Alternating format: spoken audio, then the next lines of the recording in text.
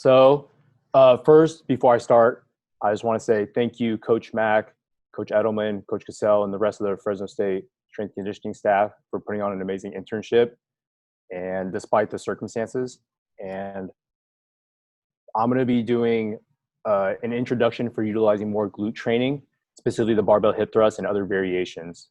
And with my presentation, hopefully I could add some value and another tool to the toolbox for all strength conditioning coaches. So what is the barbell hip thrust? Well, it's a bent leg, horizontally loaded glute bridge performed with your back resting against the bench. And this allows for more increased range of motion with your back resting against the bench.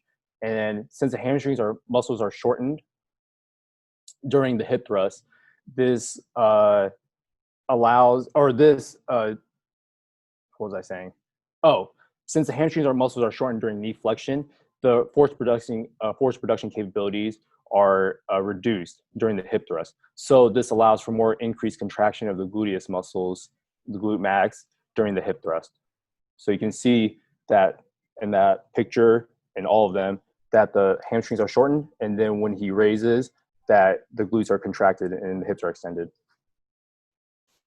So in this picture, these images, these are just other variations of barbell hip thrust. You can use a landmine, and it can be single leg. You can be on the ground. You can have your feet together. You have double leg, single leg, use bands, use a kettlebell, dumbbell. It all depends on what's available. So the muscles used. So you have your primary hip extensors, which are your gluteus maximus, hamstrings, and then your hamstring part, your adductor magnus. And then you have your secondary hip extensors, which is your adductors, posterior fibers of the glute medius, and then gluteus minimus. And then you have your posterior vertebral stabilizers, which are your erector spinae, and those muscles are stabilizing when you have your back against the bench. And then your knee extensors, which is rectus femoris and vasti muscles, so your quadriceps. And the gluteus medius, it's the strongest and biggest muscle in the body, and it takes up around 16% cross-sectional area. And it acts as a tri-planar stabilizer, which means that it stabilizes motion in all three planes and axes. So it helps prevent your trunk from forward leaning, trunk rotation, stabilization of the pelvis during a single leg stance in the gait, and prevention of adduction and internal rotation of the femur. And then again, it extends, abducts the hip, and it externally rotates the femur. So before I get into the benefits of glute training, I thought it'd be nice to just give like a quick overview of the history of glute training. So it all started in around 1930s with Don Othaldo, and he was an Australian circus strongman. And in 1932, he authored the book Health, Strength, and Muscular Power, and that's where he showcased the Othalbing system. And that's where he utilized bodyweight isometric glute bridging to increase the gluteal strength. So you can see in that black and white image, you can see him doing that isometric glute bridge, and that's where he came up with it. And then in physical therapy, it's very common that bodyweight supine bridging exercises, they're used to assess how strong your core is, and specifically the lumbar spine and how stable it is, and the endurance capabilities of those muscles. So supine bridging is used to test trunk stability against flexion movements. So you can see in that graph with the A, B, and C, I took that from one of the studies I was looking at, and they were assessing how strong the core is. So the first picture is a prone bridge, which is like a plank. And then the second and third is a supine bridge, and you can have, double leg and single leg. And then in modern strength conditioning, in 1977, it was Yuri Verzhansky, and he showed an array and a variety of partner-resisted double leg and single leg variations. And these were used to improve the cyclical action of the hips and the legs during sprinting.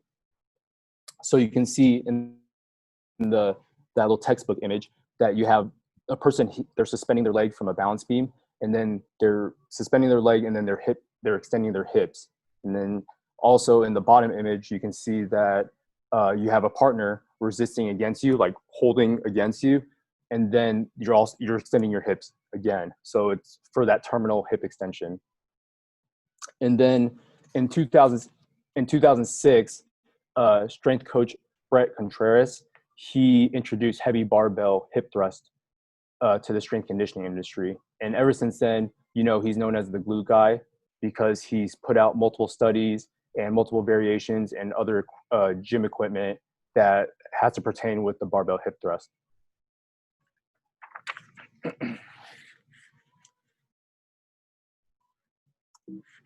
Oh, there we go. So during maximal sprinting, so ground contact time, it occurs when the hips are neutral or slightly extended position. And this is when the gluteus musculature, they are shown to be the base contributor to hip extension torque.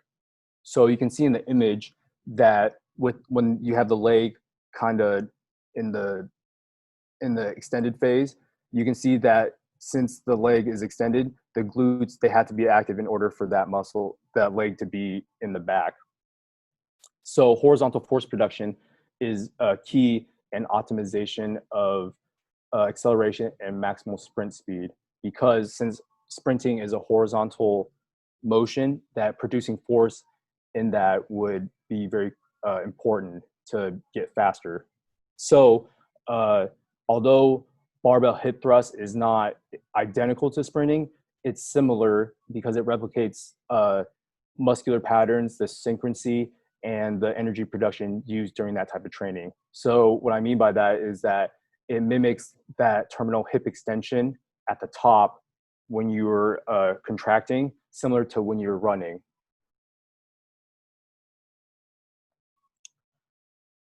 So the first study I looked at, it determined the difference between muscle activation and force production during a bilateral squat, a unilateral split squat, and a barbell hip thrust.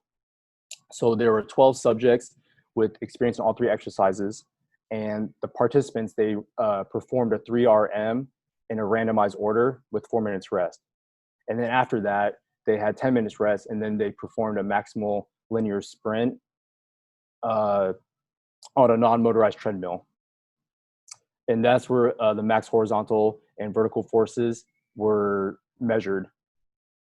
So the results, it showed that barbell hip thrust elicited higher mean and peak gluteus maximus activation compared to the back squat and the split squat.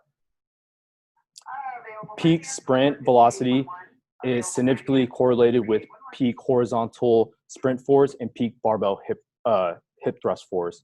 So given that information, that maximal speed is correlated with horizontal force production. And in the barbell hip thrust, you're able to produce the most horizontal force production compared to the squat and then the split squat. So since the barbell hip thrust elicits greater gluteus maximus activation compared to both those exercises, it could lead to greater increases in horizontal force production, which you can see in the image below, which is the graph that I took from the study. It shows the EMG activity, the mean, and then the peak gluteus maximus EMG activity. And barbell hip thrust definitely had more than both the split squat and the regular squat.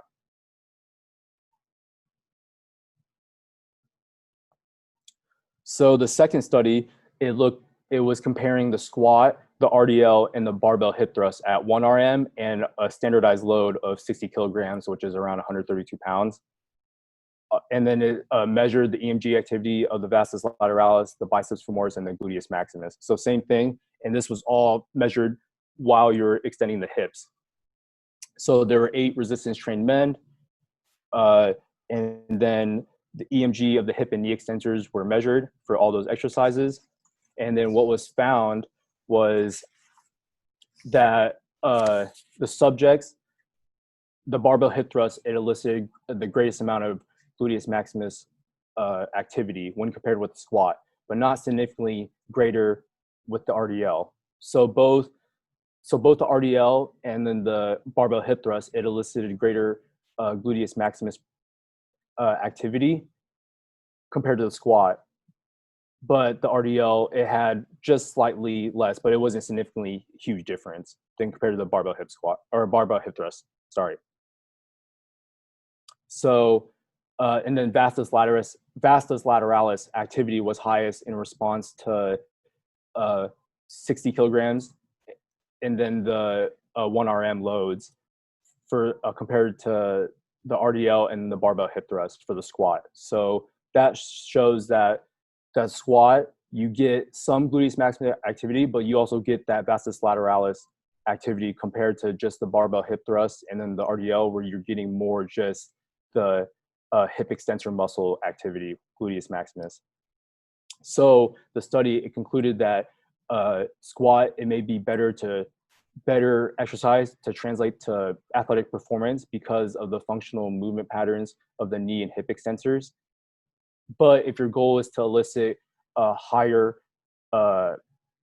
hip extension and gluteus maximus activity, then the barbell hip thrust or the RDL would be the best way to do that without activating the vastus lateralis muscles as much.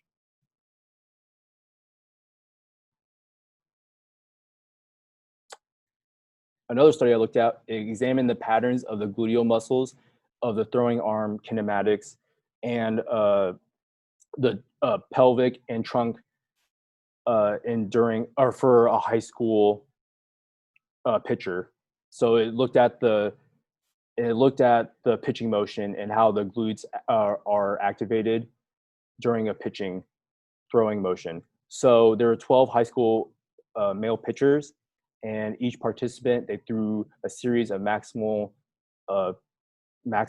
fastballs. And what the results were was there was greater activation of the gluteus maximus on the preferred or the drive leg, and that was active and externally rotating the drive hip throughout the arm cocking and the acceleration phase. So the preferred leg would be in this example of this picture, it'd be the pitcher's left leg. And then the gluteus medius acts as an internal rotator and pelvic stabilizer. And that was when it was most active on the plant leg, which was the non-preferred leg. So during a baseball pitch, there needs to be a greater control of gluteal activation throughout the entire pitching motion. Instead of just focusing on just the trunk and the pelvic control, if you have more gluteal control and activation, then that can help the entire pitch than just isolating just only the trunk or the torso, or the trunk and then the pelvis. So baseball players specifically, they could focus on core musculature through isometric exercises that not only just target the abdominals, but also the glutes too, which is like, doing the barbell hip thrust, for example. But then you question if that's sport specific and if it's relevant to their training.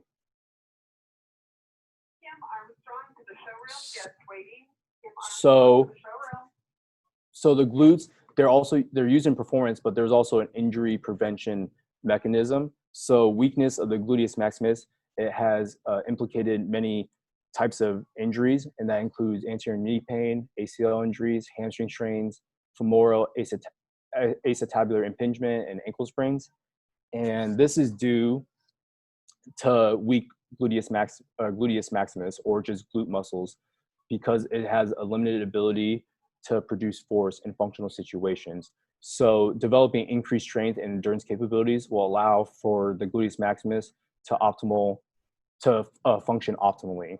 So this could possibly prevent these type of injuries from happening, because if you have weak glutes, then you have a higher chance of going into a valgus knee, which could put you at risk for ACL injuries.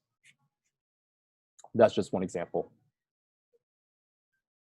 So how do you program barbell hip thrust or any glute exercise? This is a pretty general guideline, but for beginners, you'd probably do around 1 to 3 sets and 8 to 12 reps. You could probably even go more. You can argue, more if you're just doing body weight if you're training like muscular endurance. You could probably go up to 20 to 25 reps if you really want to.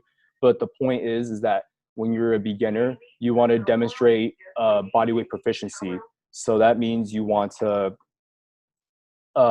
be able to feel your glutes being activated throughout the entire range of motion and not your erectors or your hamstrings or your quads. So you want to have a really good mind and body connection, and you want to really master the movement. Just like any exercise with squat or deadlift, that you're not going to start off super heavy, that you're going to master the movements before you progress into something else, to more advanced movements. So, and then intermediate, you would do 3 to 4 sets, 5 to 8 reps. Again, pretty general, but the load, you'd try to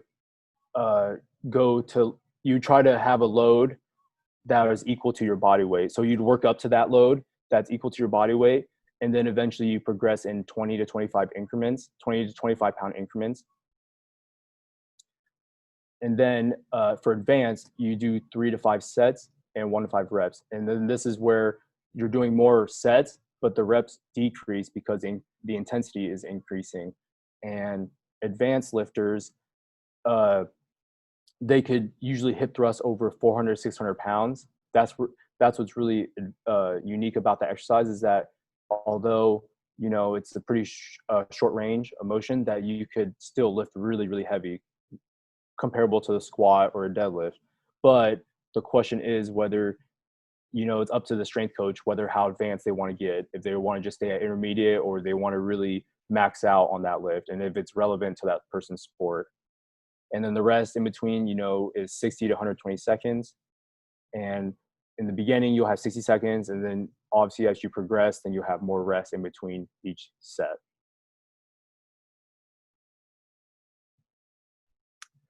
So how do we train the glutes?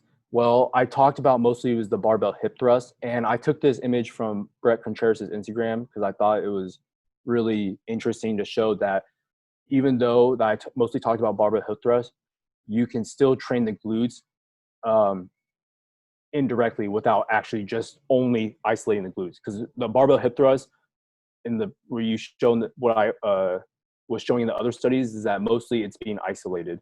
But if you want to work, let's say the lower glutes, then you can do a squat, a lunge, you know, split squat, deadlift, and that's what we usually typically program in a strength conditioning program. But, and also if you want to work the upper glute, you can do any side-lying abduction exercises or lateral band walks. So the possibilities are pretty endless on whether you want to isolate the glutes or you want to work the glutes but also work other muscles. So because like in the other study with the squat, you're working the quadricep muscles and you're also activating some glutes, not just solely the glutes with the hip extension or the hip thrust and then the back extension and glute bridges.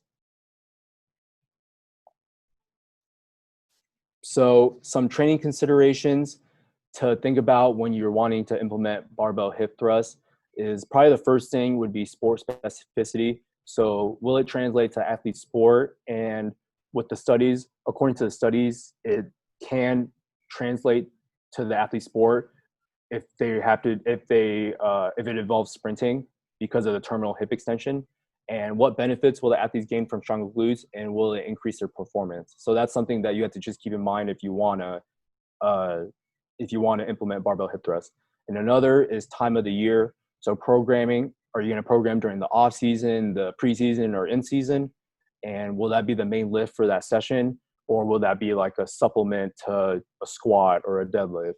That's really up to the coach, and you know, if they're going to be progressing with that, which leads into the proper exercise progression. So talking about, you know, starting off with body weight, and then you work your way up to your own body weight. So you have you're working with body weight, and then you work up to a load that's equal to your body weight. And then eventually you can work up to, you know, over 400 pounds. And then you can do bilateral, or you can do unilateral. It's just all up to also the coach to decide whether it's relevant to do that. And then equipment availability. So how many barbells do you have available? Or do you have more dumbbells, Smith machine, you know, just doing body weight, kettlebells, landmine? That could all be considered, and that could help determine how you program barbell hip thrust or any glute bridging exercise.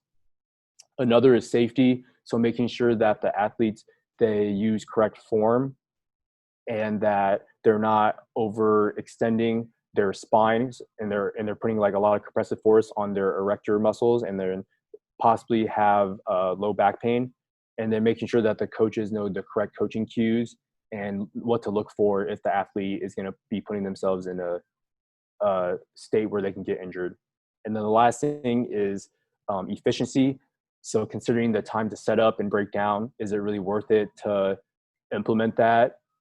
If you can do another exercise that takes takes quicker to set up and break down, such as like a squat, for example, maybe that takes a little quicker, even though you're not getting a lot of more glute activity than you would with a barbell hip thrust, but it can still be more time saving and more bang for your buck. So barbell hip thrust, it elicits greater gluteus maximus activity when compared to the squat and single leg split squat, and equal levels between the RDL at 1 RM. So that's just something to keep in mind when you if you're wanting to isolate the glutes, or if you're wanting to program another exercise but still work the glutes. Horizontal force production is crucial in max sprinting and acceleration. So using exercises that develop force in the horizontal plane may provide a better transfer to sprinting or athletic performance that has to do with that. And strength coaches who are wanting to isolate hip extensors, they could benefit from prescribing barbell hip thrust or RDL, because you're only getting the gluteus maximus activity, and the glute max is the primary hip extensor. If you that would be like the best way to do it. Stronger glutes, they can help prevent injuries, and that's because of the increased force production, which allows for more optimal functioning of the glutes. And then exercises besides barbell hip thrust can target the glutes directly or indirectly. So depending on the exercise you want to prescribe, whether it's a squat or a barbell hip thrust, that you're still targeting glutes, but it's whether how much, if you're wanting to target only the glutes or other muscles which include the glutes. And then training considerations will help determine the importance of the exercise. So just keeping in mind like a needs analysis of the sport and of the athlete, and whether that if you're implementing a barbell hip thrust or any bridging exercise, whether that be help them get better at their sport and help them win games.